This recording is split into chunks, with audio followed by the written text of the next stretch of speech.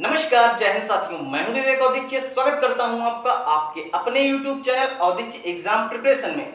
साथियों, यदि आप C TET, UP TET, MP TET, KVS जैसी तमाम शिक्षक भर्ती परीक्षाओं की तैयारी कर रहे हैं तो साथियों ये चैनल खास आपके लिए है। चैनल को सब्सक्राइब करिए, साथ ही साथ बेल आइकन को प्रेस करिए ताकि हमारी लेटेस्ट वीडियो सबसे पहले आपको मिल सके। साथियों, ये सीरीज चल रही है, जीरो टू हीरो सीरीज चल रही है। साथियों, zero to hero series Sanskrit भाषा के लिए। तो साथियों, जीरो टू हीरो सीरीज चलाने का एक ही मकसद है, जिन विद्यार्थियों को जीरो लेवल से, कहने का मतलब है जिन विद्यार्थियों को संस्कृत में कुछ नहीं आता है, उस नंबर से लेकर वहां से लेकर के आपको दिलाएंगे हम संस्कृत में 30 में से 28 नंबर। साथियों, अब सीखते हैं कि संस्कृत शिक्षण शास्त्र और संस्कृत कॉन्सेप्ट में क्या क्या आएगा और कितने नंबर का आएगा। अब साथियों बात आती है कि संस्कृत शिक्षण शास्त्र में 15 नंबर का आता है, जिसको आप और हम जानते हैं संस्कृत पेडागोजी के नाम से। संस्कृत पेडागोजी के नाम से हम आप जानते हैं जो आता है संस्कृत सीटेट में 15 मार्क्स का। तो साथियों ये आपको वेटेज दिलाएगा और घबराने की बात बिल्कुल नहीं है। चैनल को सब्सक्राइब करिए और जिस भी साथी ने चैनल को सब्सक्राइब कर रखा है उसको बहुत बहुत धन्यवाद। साथियों, आज से डेली आपको मिलेंगी इस series zero to hero series की टॉपिक बाय वीडियोस शाम को 6 बजे। अब साथियों आते हैं टॉपिक पे। साथियों, सबसे पहला टॉपिक संस्कृत भाषा के लिए है भाषा कौशल। भाषा कौशलम लिख के आए, भाषा कौशला लिख के आए, किसी भी तरीके से लिख के आए, आपको याद रखना है आपका टॉपिक है भाषा कौशल। कौन कौन से भाषा कौशल होते हैं? श्रवणम, संभाषणम, पठनम और लेखनम। ये 4 भाषा कौशल होते हैं, सुनना, बोलना, पढ़ना और लिखना।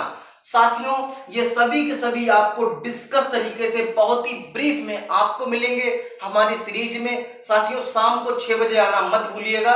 अब साथियों बात आती है दूसरे टॉपिक पे, हम बात करते हैं भाषा अधिग्रहण और भाषा अधिगम।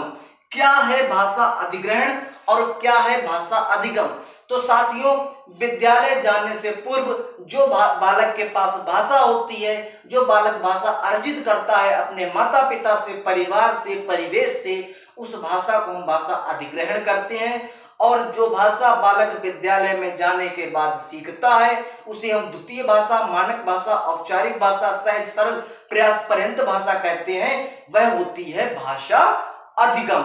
इस टॉपिक को भी आपको हम देंगे बिल्कुल ब्रीफ तरीके से सीरीज के अंतर्गत। अब साथियों बात आती है बहुभाषिकता। नेक्स्ट टॉपिक है बहुभाषिकता और भाषा का विकास। क्या होता है साथियों बहुभाषिकता? तो साथियों, बहुभाषिकता से आप समझिए, एक उदाहरण से, कोई बालक उत्तर प्रदेश का है और कोई बालक राजस्थान का है। 2 बालक अलग अलग भाषा शैली से आए, वह एक कक्षा में शिक्षण कार्य को संपन्न कर रहे हैं। तो हम देखते हैं वहां पे एक बालक उत्तर प्रदेश की भाषा बोलेगा, एक बालक राजस्थान की भाषा बोलेगा। तो साथियों, एक शिक्षक को ऐसी कक्षा का माहौल बनाना चाहिए कि बहुभाषिकता एक संसाधन के रूप में आए, एक संसाधन के रूप में कार्य करे। इस टॉपिक को और साथ ही साथ भाषा विकास क्या है, संस्कृत शिक्षण में संस्कृत भाषा का बालक किस तरीके से विकास करेगा, कैसे कैसे संस्कृत अभिव्यक्ति द्वारा, नाटक द्वारा, संवाद द्वारा, ये सभी कुछ आपको मिलेगा सीरीज के अंतर्गत। साथियों, बहुभाषिकता और भाषा विकास क्या है। अब साथियों बात आती है उत्कृष्ट लेखन और भाषा में प्राथमिक रूप। क्या होता है भाषा का प्राथमिक रूप? तो साथियों, मेरे प्यारे साथियों, भाषा का प्राथमिक रूप होता है संकेत भाषा। सबसे पहले बालक संकेत के द्वारा भाषा को सीखता है। अब साथियों बात आती है शिक्षण विधियां। कौन कौन सी शिक्षण विधियां हैं जो संस्कृत भाषा के लिए इंपॉर्टेंट हैं, जिससे बालक संस्कृत भाषा को या किसी भी तरीके की भाषा को सीखेगा, समझेगा, सीखेगा। तो साथियों ये है शिक्षण विधियां। इसको भी आपको बहुत ही विस्तार से, सहज और सरल तरीके से, जितना हो सकेगा उतना सरल तरीके से आपको समझाने का प्रयास करूंगा। साथियों 15 नंबर यहां पे हैं, आपको 14 नंबर हम दिलाएंगे आपको। अब साथियों बात आती कथा कथनम। क्या है कथा कथनम और क्या है कविता?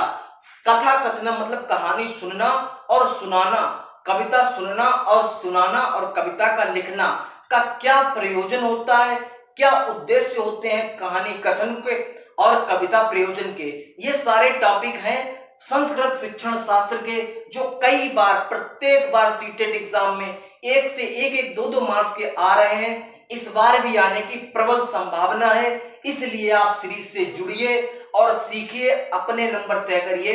अब साथियों बात आती है कि संस्कृत का कॉन्सेप्ट क्या है। ये बात रही पेडागोजी की। अब बात आती है कि संस्कृत का कॉन्सेप्ट क्या है। तो साथियों आप देने जा रहे हैं सेंट्रल टीचर एलिजिबिलिटी टेस्ट। तो साथियों वहां पर बात आती है, कॉन्सेप्ट डायरेक्ट नहीं पूछा जाएगा, वहां पर पूछा जाएगा पैराग्राफ के माध्यम से, गद्य या पद्य। क्या है साथियों गद्य और पद्य? साथियों पैराग्राफ आपके पास पेपर में सॉल्व करने को आएंगे, दो पैराग्राफ सॉल्व करने को आएंगे। एक पैराग्राफ होगा गद्य का, वहीं दूसरा पैराग्राफ होगा पद्य का। अब साथियों बात आती है नंबर वेटेज कितना होगा। साथियों गद्य का पैराग्राफ यदि 7 नंबर का आया तो पद्य का पैराग्राफ 8 नंबर का होगा। वहीं साथियों यदि गद्य आ गया 8 नंबर का तो पद्य का हो जाएगा 7 नंबर का। कुल मिलाकर के आपको दो पैराग्राफ से मिलेंगे 15 मार्क्स। बहुत ही इंपॉर्टेंट, यदि आपकी पेडागोजी वीक है तो आप तैयार करिए पैराग्राफ को।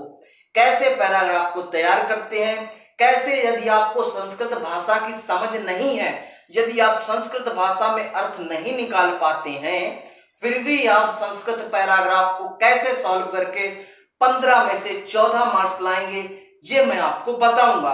अब साथियों बात आती है कि पैराग्राफ में किस तरीके से प्रश्न बनते हैं। तो साथियों पैराग्राफ में प्रश्न बनते हैं कि पहले तो पैराग्राफ के अर्थ से 2 से 3 मार्क्स के प्रश्न बन जाएंगे।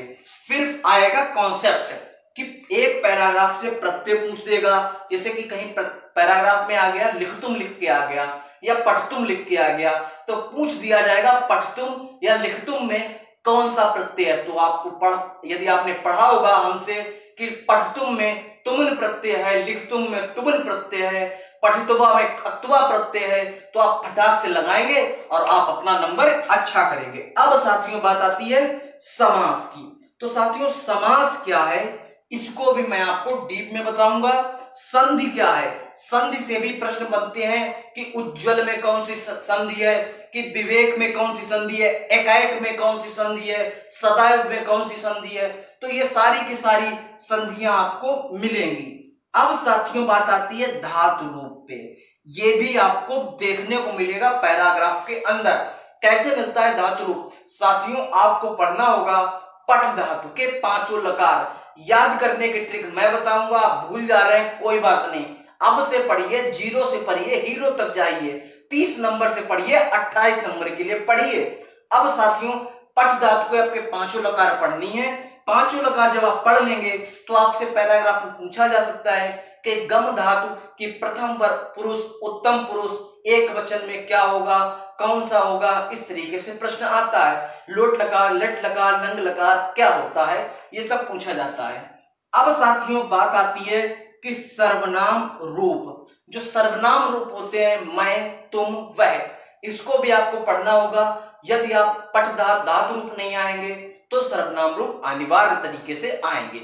अब साथियों बात आती है शब्द रूप। ध्यान देने वाली बात है और मोस्ट इंपॉर्टेंट बात है, लिख के रखिए। यदि आप सी टेट की तैयारी कर रहे हैं, यूपी टेट की तैयारी कर रहे हैं, एमपी टेट की तैयारी कर रहे हैं, किसी भी स्टेट टेट की तैयारी कर रहे हैं, तो साथियों शब्द रूप से बन जाते हैं 2 से मार्क्स फिक्स। किस तरीके से 2 मार्क्स फिक्स बनते हैं साथियों? आपको पढ़ने होंगे सिर्फ 5 रूप। राम का रूप मतलब अकारान पुल्लिंग, ई अकारान मतलब हरि, आकारान मतलब रमा का, ऋ आकारान मतलब पितृ का रूप पढ़ना पड़ेगा। तो साथियों राम का रूप यदि आपने पढ़ लिया, तो यदि आपने राम का पढ़ लिया तो आपको बालक, मतलब कहने का तात्पर्य इतना है साथियों, यदि आपने राम का रूप पढ़ लिया तो जो आ के अंत से जितने भी शब्द होंगे उतने आपके क्लियर हो जाएंगे। वही साथियों यदि आपने हरि का पढ़ लिया तो चाहे रवि आ जाए, चाहे शनि आ जाए, ये सारे रूप आप बहुत ही इजी तरीके से कर सकते हैं। अब साथियों बात आती है, एक मोस्ट इंपॉर्टेंट बात है, हमारी स्पेशल टीम द्वारा 5 सब्जेक्ट की इस स्पेशल टीम द्वारा तैयार किए गए आपके लिए पेड नोट्स तैयार किए गए बिल्कुल नेग्लेक्जिबल प्राइस में तैयार किए गए हैं। इसके लिए आपको करना होगा हमारे व्हाट्सएप नंबर पर मैसेज 9044653947 पे आपको करना होगा मैसेज। इस मैसेज को करने के बाद आपको डेमो भी दिखा दिया जाएगा किस तरीके के नोट्स आपको मिलेंगे। साथियों, यदि आप सिर्फ और सिर्फ संस्कृत के या किसी एक पार्टिकुलर सब्जेक्ट के नोट्स प्राप्त करना चाहते हैं वह भी आपको मिल सकते हैं। यदि आप कंप्लीट 5 सब्जेक्ट के नोट्स चाहते हैं वह भी आपको प्रोवाइड कराए जाएंगे। धन्यवाद। जय हिंद।